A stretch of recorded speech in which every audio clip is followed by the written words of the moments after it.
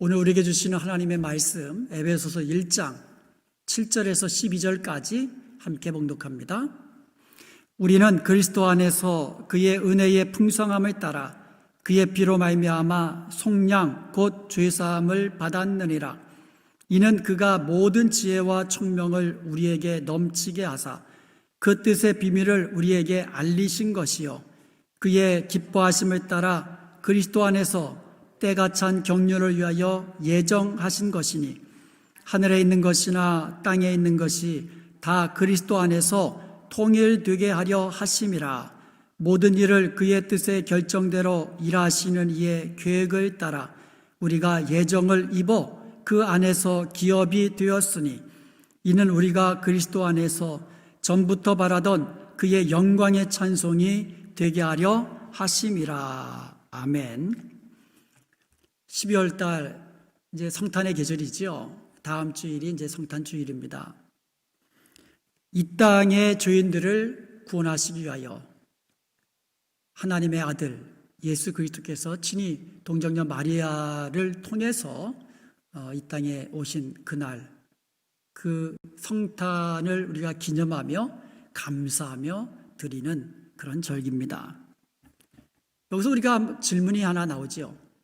전능하신 하나님이신데 말씀으로만 죄인들을 구원하실 수 없으셨을까요?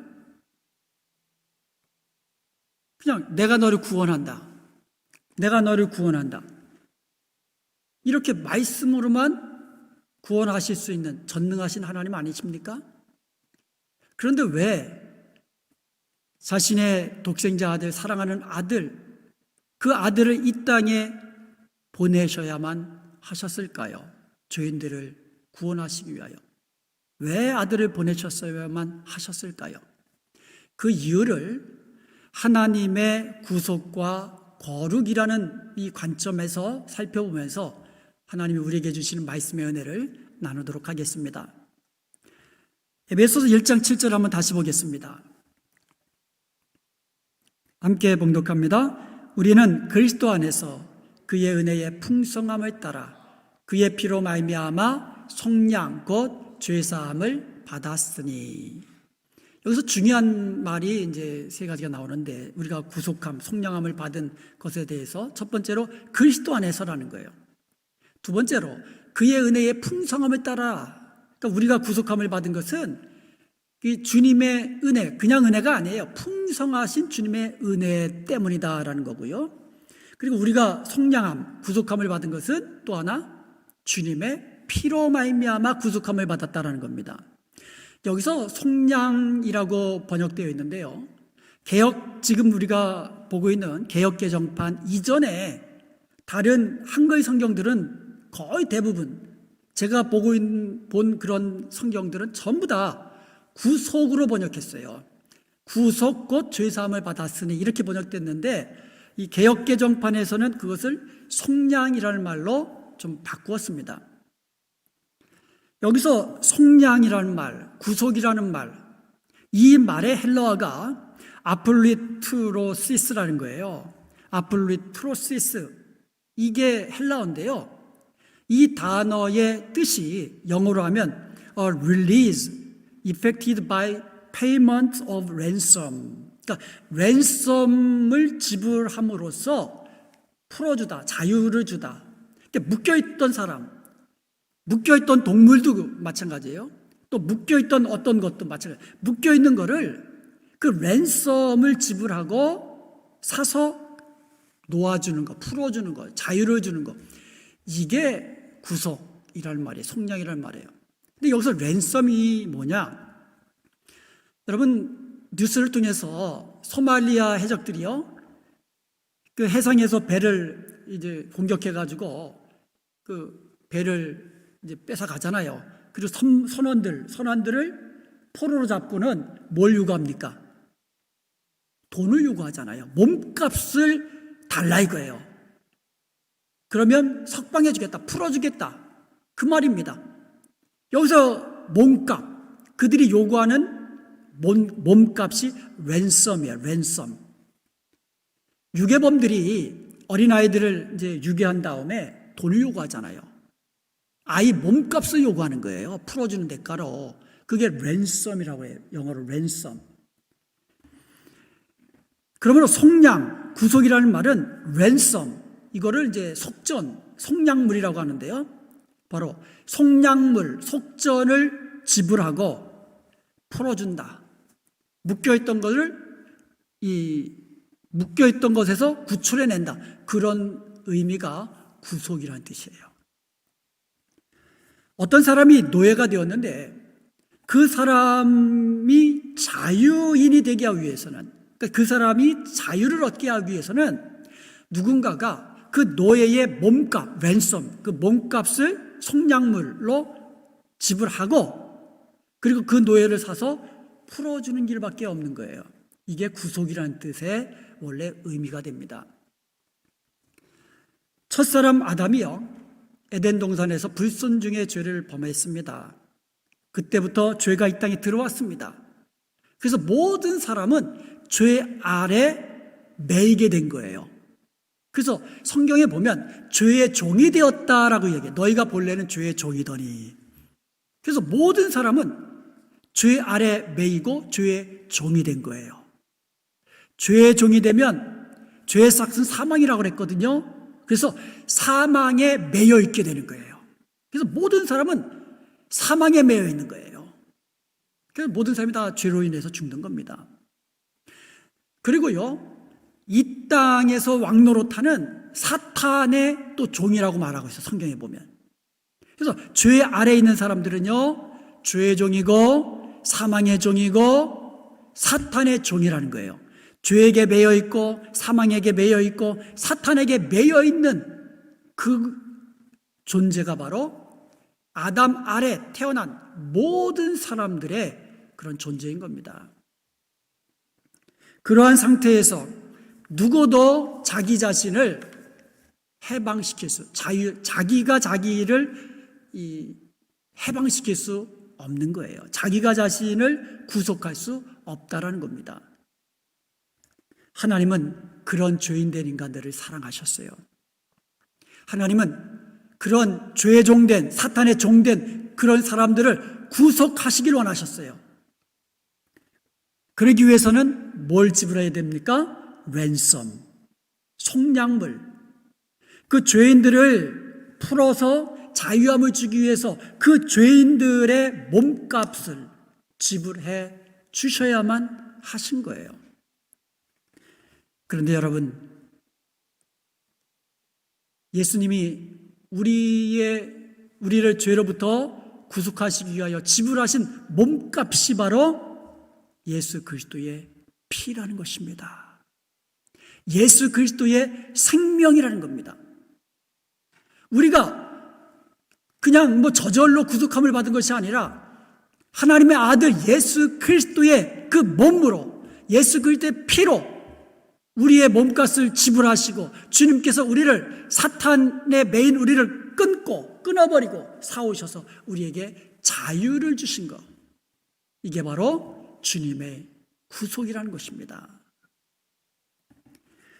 마가복음 10장 45절에 보면 인자가 온 것은 섬김을 받으려 하심이 아니요 도리어 섬기려 하고 자기 목숨을 많은 사람들의 대속물로 주려 하심이라. 대속물, 이게 바로 랜섬, 이게 바로 속량물이라는 거예요. 속전, 같은 말들이죠.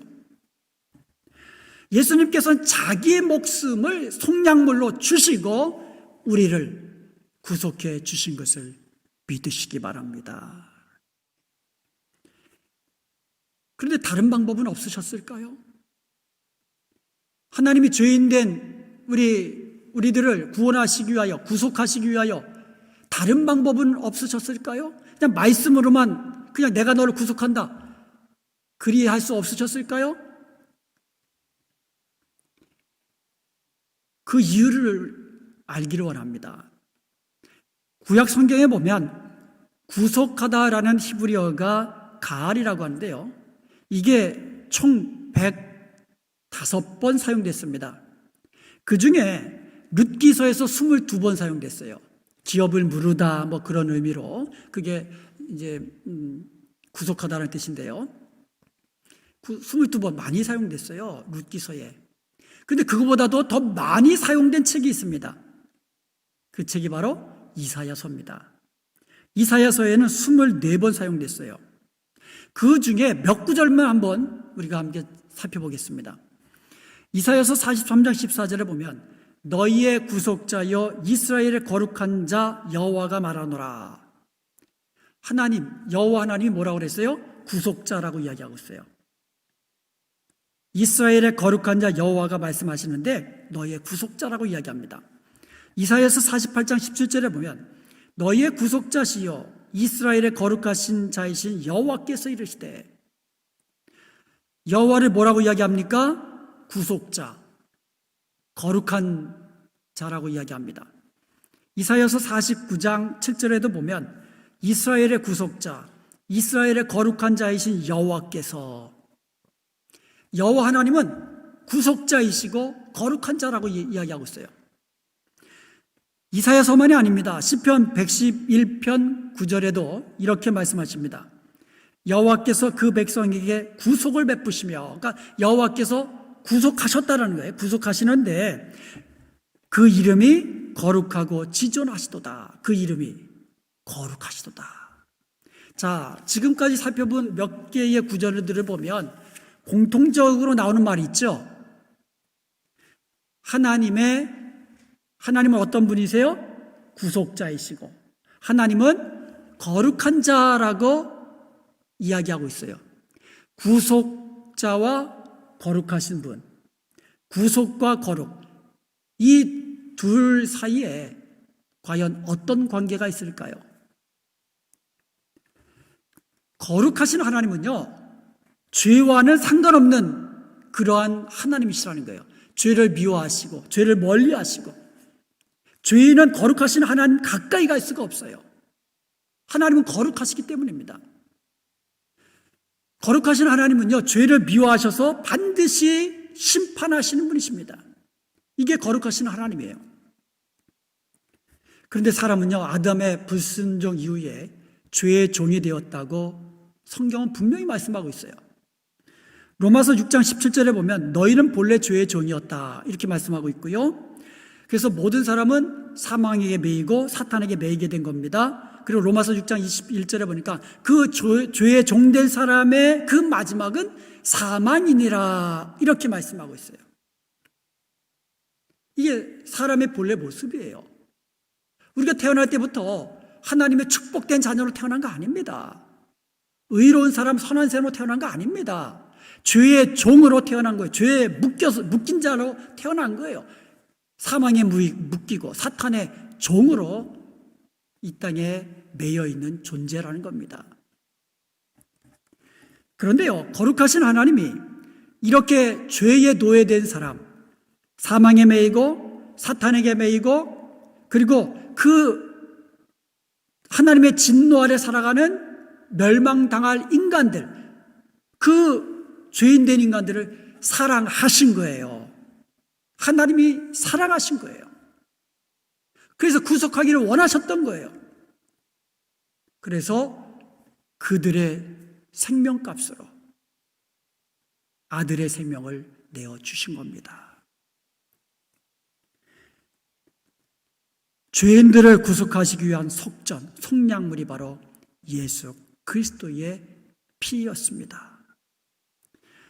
이것은요, 성경 레위기 17장 11절에 보면 그 이유가 나와 있습니다. 하나님께서 말씀으로만 구속하지 않으신 이유가 나와 있습니다. 육체의 생명은 피에 있으므라. 내가 이 피를 너희에게 주어 제단에 뿌려 너희의 생명을 위하여 속죄하게 하였나니 생명이 피에 있으므로 피가 죄를 속하느니라. 우리가 죄 때문에 죄의 종이 되었고, 죄 때문에 사망에 매이게 되었고, 죄 때문에 사탄의 종이 되었는데, 그 죄를 없이 하기 위해서는 하나님께서 말씀으로만 하시는 것이 아니라 피로써 사하게 된다는 거예요. 죄는. 그래서 구약시대에는요, 속죄의 제사를 드릴 때에 짐승의 피를 제단에 뿌려가지고 그 사람의 죄를 속죄하도록 그렇게 하신 겁니다. 여기서 희생제물에 쓰인 이 희생 제물에 쓰인 이 짐승의 피, 이것은 예수 그리스도를 예표하는 거예요.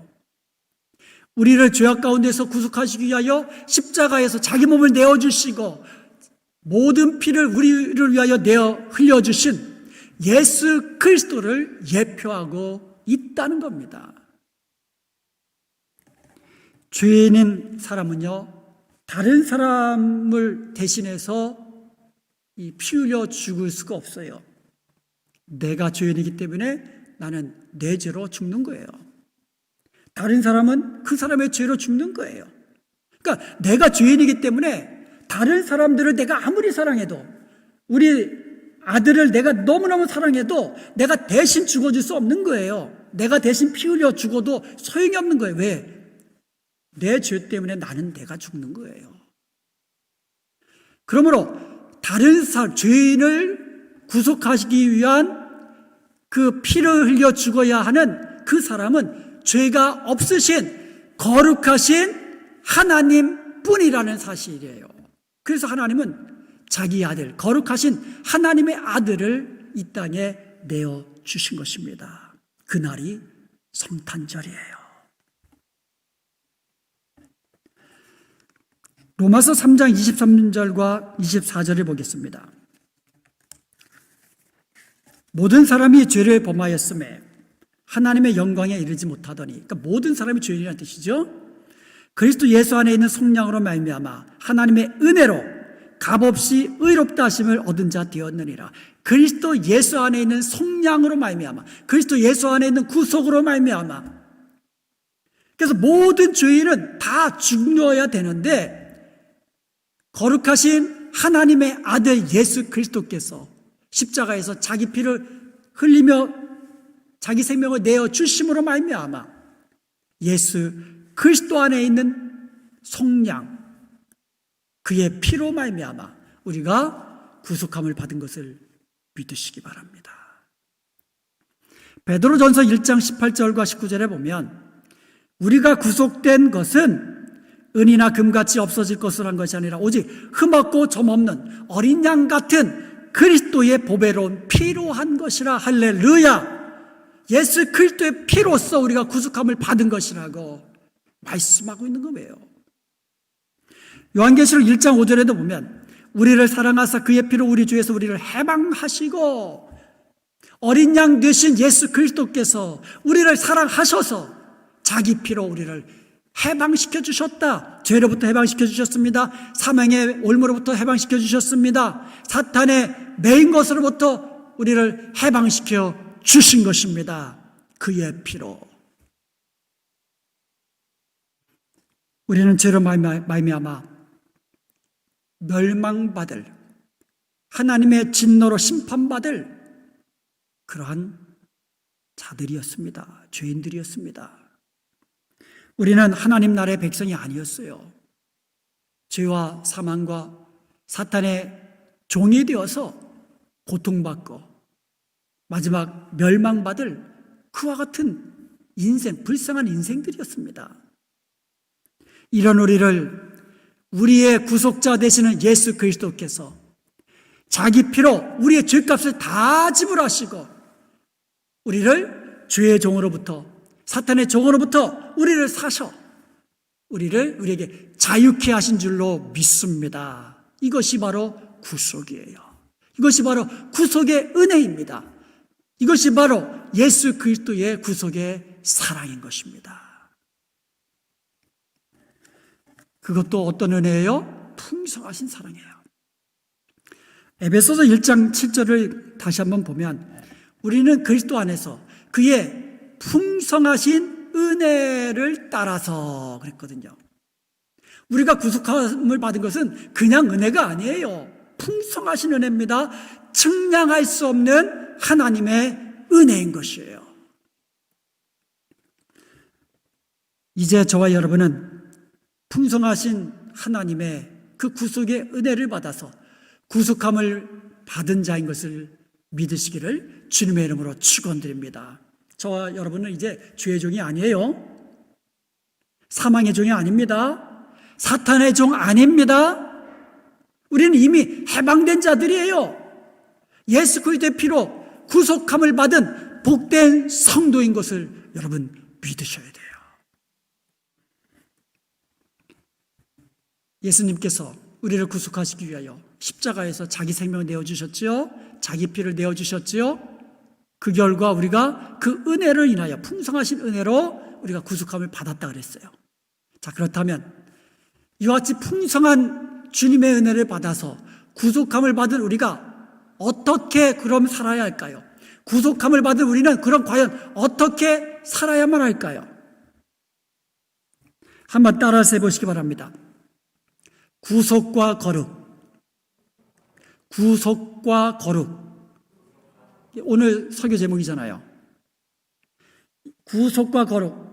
하나님은 거룩하시다 그랬어요. 그래서 거룩하신 하나님께서 우리를 구속하시기 위하여 그 속량물로 예수님을 내어주셨던 이게 구속과 거룩이에요. 그러면 구속함을 받은 우리는 어떤 삶을 살아야 합니까? 거룩이에요. 구속과 거룩. 구속함을 받은 우리들도 거룩하게 살아야 한다는 거예요. 이제 우리가 거룩해야 될 차례라는 거예요. 하나님의 아들 예수 그리스도의 피로 구속함을 받은 저와 여러분들은 이제 거룩하신 하나님을 본받아서 거룩의 길로 하루하루 살아야 될 줄로 믿습니다. 이사야서 62장 12절을 보겠습니다. 같이 한번 봉독해 볼까요? 사람들이 너를 일컬어 거룩한 백성이라 여호와의 구속하신 자라 하겠고 또 너를 일컬어 찾은 바 된 자요 버리지 아니한 성읍이라 하리라. 아멘. 이제 구속함을 받은 우리들은요, 사람들로부터 당신은 하나님의 구속함을 받은 자야, 이런 말을 들으며 살아야 한다는 거예요. 쉽게 말해서 당신은 크리스천이야, 내가 그거 인정해, 이런 말 들으며 살아야 한다는 거예요. 거룩이라는 말은 구별된다는 말이에요. 우리의 말이 세상 사람들과 달라야 한다는 거예요. 우리 마음 씀씀이가 세상 사람들과 달라야 한다는 거예요. 우리가 행동하는 하나하나가 세상 사람들과 달라야 한다는 거예요. 그렇게 다를 때에 사람들이 우리를 일컬어서 당신은 크리스천이야, 이렇게 일컬음 받으며 살아야 한다는 거예요. 구속함을 받은 사람들은. 혹시 장로님 아니십니까? 혹시 권사님 아니십니까? 혹시 교회 집사님 아니십니까? 혹시 목사님 아니세요? 이런 말 들으며 살아야 한다는 거예요. 다르다 이거예요. 다르다 이거예요.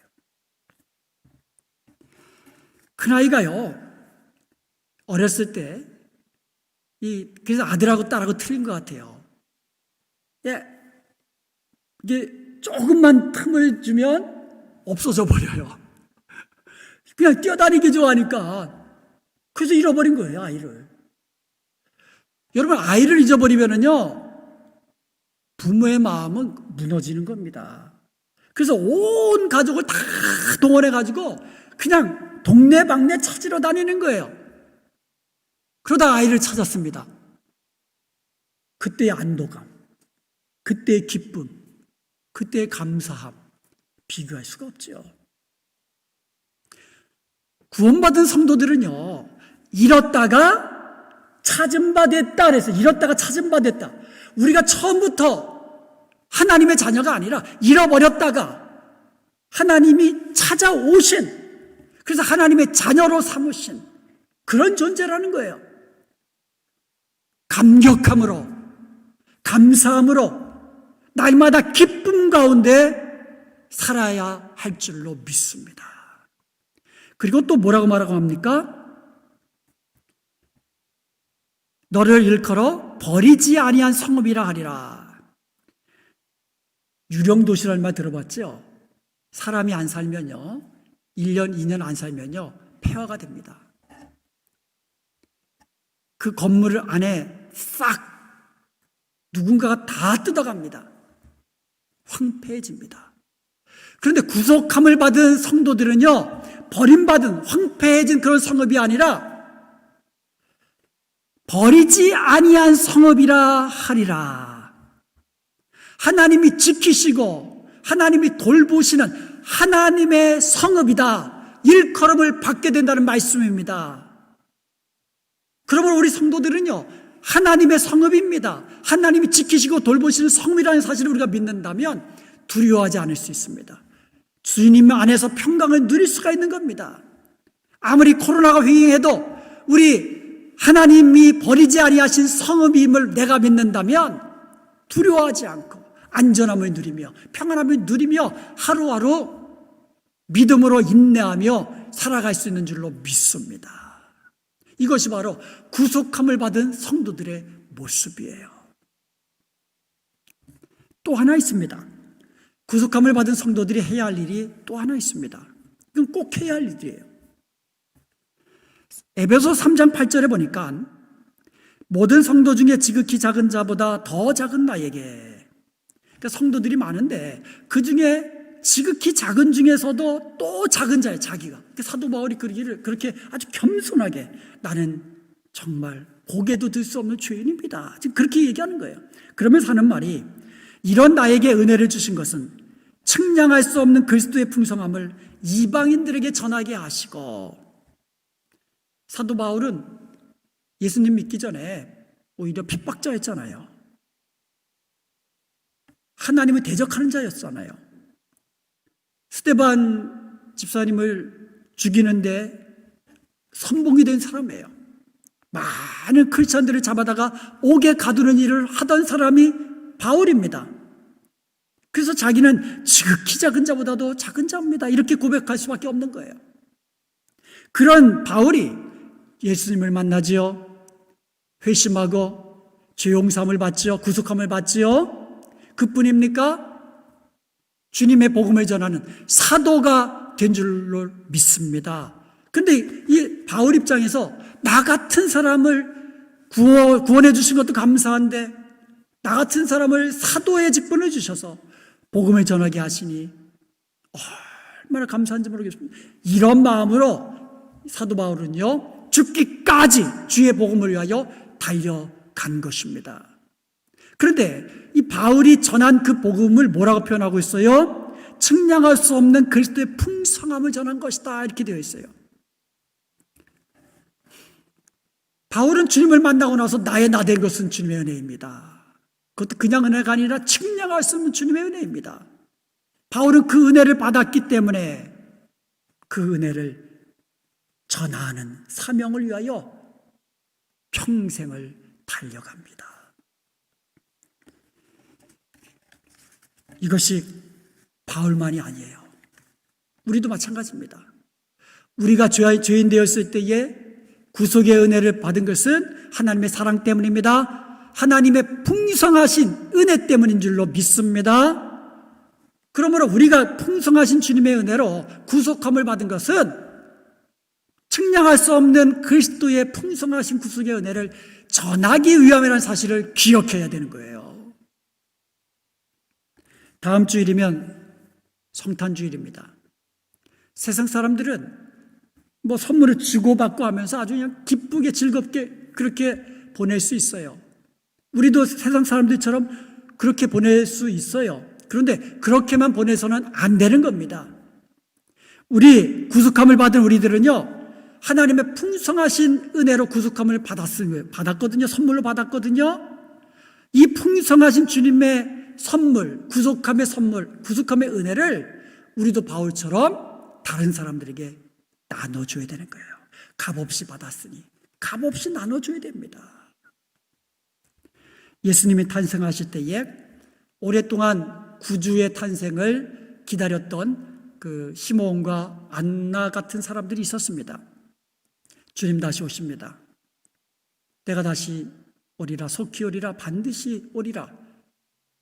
주님 다시 오십니다. 그러면 우리는 하루하루 주님이 다시 오심을 기억하며 살아야 될 줄로 믿습니다. 어떻게요? 구속과 거룩. 구속함을 받았으니 이제는 거룩하신 주님 닮아 거룩하게 사십시다. 우리가 풍성하신 주님의 은혜를 선물로 받았으니 그 은혜를 전하며 사십시다. 이것을 기억하고 결단하면서 우리가 성탄의 계절을 주님 앞에 감사함으로, 감격함으로, 그리고 기쁨으로 우리가 드릴 수 있는 저와 여러분 되시기를 주님의 이름으로 축원드립니다.